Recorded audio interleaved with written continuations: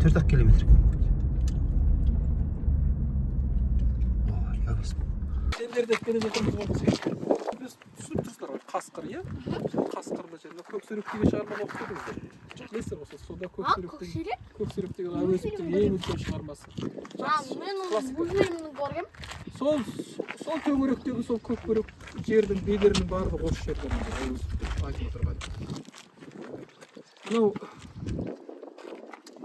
кейде абайдың мұхтар айтады ғой менде абайдың мәдениеті бар тілдің мәдениеті бар дейді абайды былай жаңағыдай айтып келе жатырмын мен жолда бір нәрсе өзінен өзі пайда болмайды бір дүниені тудыру үшін соған белгілі бір ұғым ахуал қайғы парасат түсінік жақындау керек сол негіздігі бар менің ойымша сол абайдың елесі абайдың бұдан кейінгі өміріндегі ахуалы ғой мұхтарды тудырған сондықтан бұл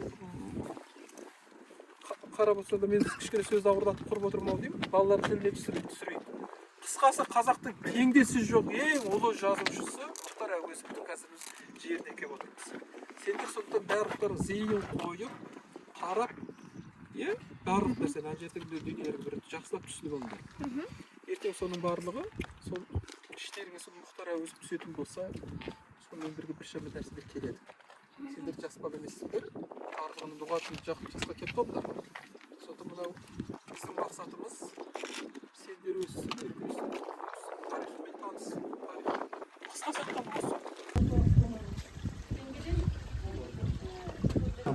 мына сөз керемет сөз мына жерін жаттап алыңдар my holy player Күшікбай деген жерге тоқтадыңыздар, иә? Уақыттың батыры 21 жасында елін жаудан қорғап, сол төбеден найзаға сүйеніп отырып, шешектен қайтыс болған уақыттың батыры 21 жастағы жаңа дулаған ел көрдіңдер ғой. Шешек деген жаман ауру ол кезде денеге шығады.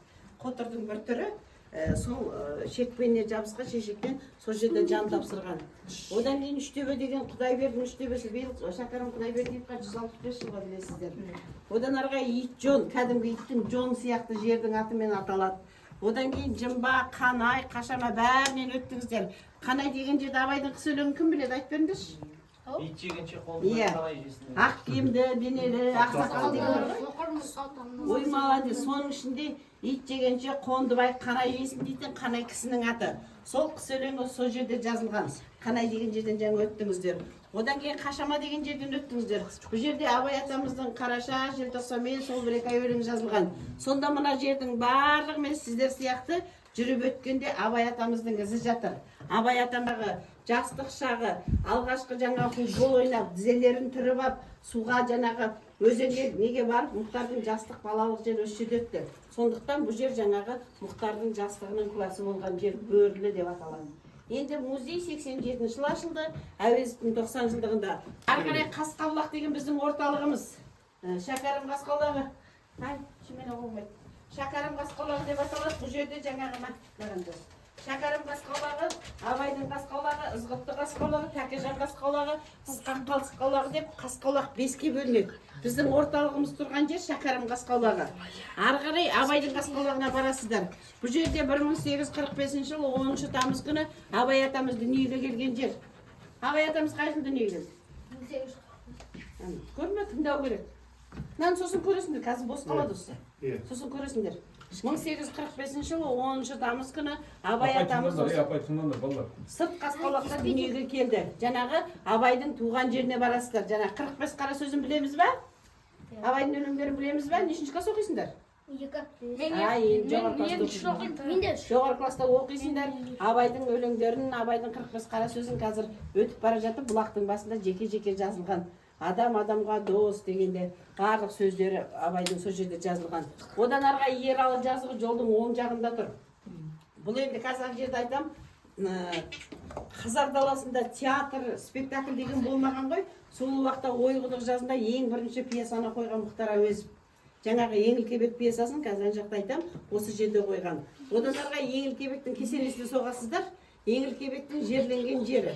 Одан арғы Ақшоқы жолдан 21 шақырым барасыздар ма білмеймін. Бұл жерде дала данышпаны Құнанбайға музей ашылған. Және де Абайдың барлық ұрпақтары сол жерде жатыр. Мұхтардың атасы Әуезхан қожа сол Ақшоқыда жатыр. Бұл Бұл жерде Мұхтардың әке шешесі мына жерде Омархан мен Нұржамал, немере ағасы Қасымбек пен Ғалия осы жерде жатыр. Сонда Мұхтардың аталары жаңағы Ақшоқыда жатса, әкесі мен шешесі осы бөрінде жатыр. Сондықтан бұл Ақшоқы, үлкен Ақшоқы, кіші Ақшоқы, шеткі Ақшоқы деп үшке бөлінеді. Шеткі Ақшоқыда жолдың оң жағында белгі тұр, 7 шақырым Еңіл Кебектің паналаған үйтасы деген белгі бар. Сол жерде Еңілік пен Кебек екеуі тығылған жері, 7 шақырым жолдан былай қарай, оңға қарай. Одан арға енді Жидебайға бара жатырсыздар. Жидебайда Абайдың, Шәкәрімнің, Ахаттың, кімнің, Оспанның барлық мүрделері жатыр. Бұл енді Абай Шәкәрім кесенесі мемориалдық Абай мен Шәкәрімнің музейі сол жерде. Сонда сіздер Шыңғыстың ішінде жаңа Шәкәрім атамыз туған 30 жыл бойы Құрғыдықта жатқан Саят қорасына, жаңа туған жері Кенқоныста жаңағы 30 жыл жатқан, соның барлығы осы біздің Шыңғыстың ішінде. Сонда бұл жер ұлылар мекені деп Абайдың, Мұхтардың, Шәкәрім туған жерлері деп аталады. Түсініңіз бе? Түсіндіңдер ме? Ана орыс тілін ұстазы Попов айтты. Ты большой писатель болсын, плюс пятерка қояйын деп. Неге деген ғой? Орысша жазып келді да, түйені шөктірген дауылда буря ғой енді орысша. Адасады ғой, соны айта алмаған ғой орысша. Содан буряны шығарманы жазады, шөк келді, орысша айта алмай жаза алмағанда шөк-шөкті орысша шүп деп жазылған ғой. Сол сияқты сен большой писатель болған тұр екенсің. Так, мынау Мұқаңның 48 жастағы мүсіні, оны біздің жерлесіміз Мұратбек Жанболатов деген Абайдікі, мәрмәр тасы Талдықорған Текел деген жерінікі. Талдықорғаннан бар кісілер? Өте жақсы жасалған мүсін. Біздің сол жерлесіміз өкінішке орай жолығардан қайтыс болды. Үлкен архитектор, монументалист Мұратбек Жанболатов деген кісі. Енді қабырғадағы жіп сурет дейміз, Шыңғыстың кіре бер. Анау сазгер Жанболатовтарға қатысы бар ма? Кім? Жанболатов дегендер бар ғой? Бар, Мейрамбек, Мұратбек, бар солардың. Жанболатов деген ана тобықтың шежіресін жазды ғой, соның інісі Мейрамбек. Енді кім дегені бар, бізбен жас 64 жылға. Серік Жанболатов Иә, сол осында депутат болып бір кезде сайланды ғой. Серік соның ағасы Мұратбек аға Жанболатовтар, иә. Жанболаттар. Енді Мұхтардың міне балалығы, жастық өткен бөлмеден бастап аралап. Қыстағының фотосы міне. Осы бар ғой, мал қорасы 2 бөлме міне. Мынау есік бүйірде. Сонда мұн жақтан кіреді да, мына 4 бөлме, ортасы көрдіңіздер ме, пешпен бөлінген ауыз үй төрелі. Мұн жақта ата мен әже, ар жағында әке мен шеше, аға мен жеңге 3 семья тұрған. Кішкентай сабан кірпіштен салынған Мұхтар Әуезовтің тамы осы. Мына үй 76 жылға дейін тұрды. Мына 76 жылғы ең соңғы фотосы. Содан кейін қайтадан реставрация жасап, мынаның бәрін силикаттан қалап, үйде сол ескіше төбесін жаңағыдай осылай жауып, музей қылып ашылды, 87-те ашылды. 10 жыл бойы кітапхана, ана ферманың орталығы болып тұрды. Содан Мұхтар Әуезов айтып өтейін, 43 жыл осы үйге келеді. Соғыс уақыты, жаңағы Қайым Мұхамедханов Абайдың шәкірті. Сол кісімен келсе, мына үйдің бәрі құлап жатыр. Терезе деген ол кезде төбеде ғой. Аңғай-саңғай ішіне бүрге толған. Мына әке шешесінің мына жердегі зираты қазір көтеріліп тұрған. Соның бәрі әбден құлап ескірген. Содан көзіне жас алып, Алматыға барғаннан кейін Ақын ауылында деп жаңағы очерк жазған екен. Содан Қайым Мұхамедхановқа тапсырған. Мынау менің атам мен әжемнің бөлмесі. Келесі бөлме анам мен әкемнің бөлмесі. Одан кейін ағам Қасымбек пен жеңгем Ғалияның бөлмесі. Мынау әке шешемнің жатқан жері деп барлығын көрсетеді. Келешекте бұл үйді баяғы жөндеуге жоғарғы адам немеге жаңағы енді завком не деген болады ғой. Сельский нелер солардың бәріне аманаттап тапсырады. Содан 57 жыл 60 жылдығында келгенде осы жерде соқпайды. Өйткені мына үй қайтадан осығал бетінде тұр. Әке шешесінің басы көтерілмеген. Содан естейді да 57 жыл 60 жылында Қасқалақ өте шығады семейде болады. 60 жылдық юбилейін атады ғой. Сосын Қасқалақ өте шығады да Қасқалақта қазір фотоларын көрсетем. Жирен төбел жүйрік атты жерлестерімен қызып, жаңағы бәрі қарсы алып, сол жерде сөйлеп, мынандай балаларға пионерге қабылдайды. Сонда айтқан, мен де сендер сияқты қара табан бала болғам. Мұхтардың аяғы аспаннан салбырап түскен жоқ деп, соңғы сөйлеген сөз сақталған бізде. Мына жерге келмеді. 26 жыл соңғы фотосы бар, аттың үстінен ол жерде түскен. 43 жыл Қайыммен келді, ол кезде фотоға түспеген болу керек. Сол Қайым Мұхамедхановтың айтуы бойынша міне осы жерде балалық өткен, жастық өткен, атасы Әуезов хаттанған екен. Бұл үйде соңғы рет ол кісі келе алмады. 43 жыл айтып кетті, 57 жыл 60 жылдығында келген жоқ. Музей болып 87-те ашылды. Ұлы Мұрат келді, қызы Ләйла келді ашылғанда. Ана Ернар деген баласының ұрпақтары барлығы келді, енді ұрпақтары, бірақ өзі бұл үйді көре алмады.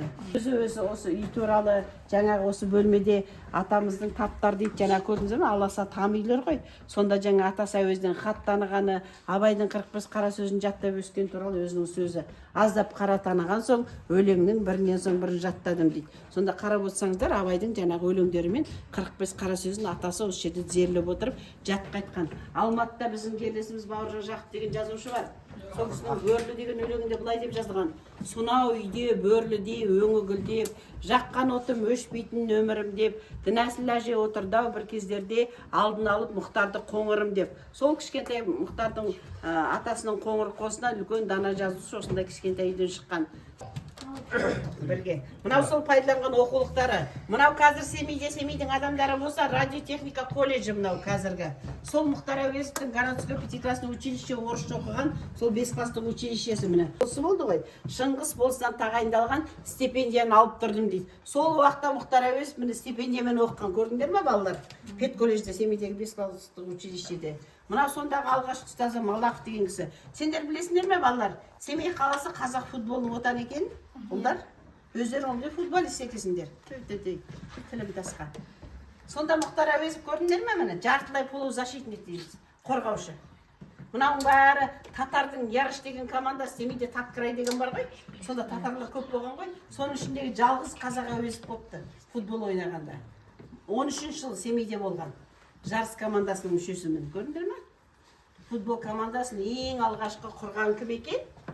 Мұхтар Әуезов. Мен 2-ші сыныпта көркем еңбекте апай бізге айтқан. Айтты ма? Ярыш командасында полузащитник. Жоқ, Ярыш командасы деп айтпады, ол да футбол ойнаған деп. Футбол ойнаған, енді қазақша жарыс қой. Татардың Ярыш командасында жартылай қорғаушы ойнаған. Біздің Мұхтар, бала Мұхтар деген кітаптың ішінде Мұхтар Әуезовтің футбол ойнағаны туралы жазылған. Сендер сияқты кішкентай күнде балағын тұрып алып, көлге барып балық аулап, жаңағыдай әлгі күшік асырап, барлығын еткен осы жерде өткен ғой балаларға.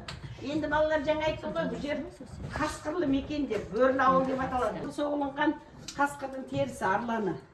Осы музейде тұрғанына 36 жыл болды, одан бұрын 5 жыл бұрын соғылған. Анау ар жағында сілеусінің терісі, Абай атаның үстімен жасалған домбырасы, мынаның барлығы енді музейге қойылған жәдігерлер. Мына жерге жақындамаймыз, балалар, шыны өте қауіпті. Мына шынның ішінде тұрған заттардың барлығы 19 ғасырдағы үлкен апалардың, аталардың шақшасы, мынау міне қыны, пышақ дейміз, қамшы, әшекей бұйымдар, ар жақтарыңызда қымыз тегене, жаңағы ет табақ, құрт табақ. Қаймақтардың бәрі біздің Семейден шыққан.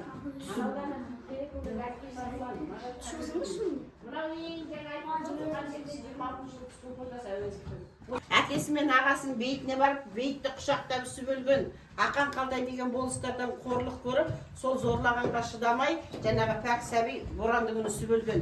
Басында Арғын деген атпен жазылған, кейіннен жеке кітап болып, қорғансыздың күні болып басылып шықты.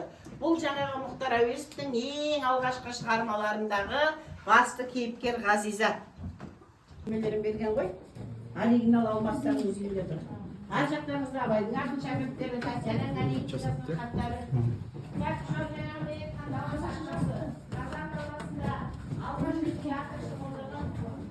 Осы жерде Семейде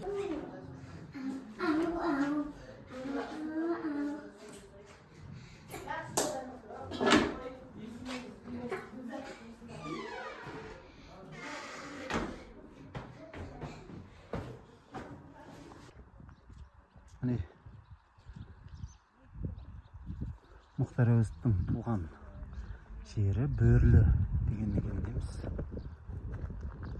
Шағын ауыл, алыпты тудыратын.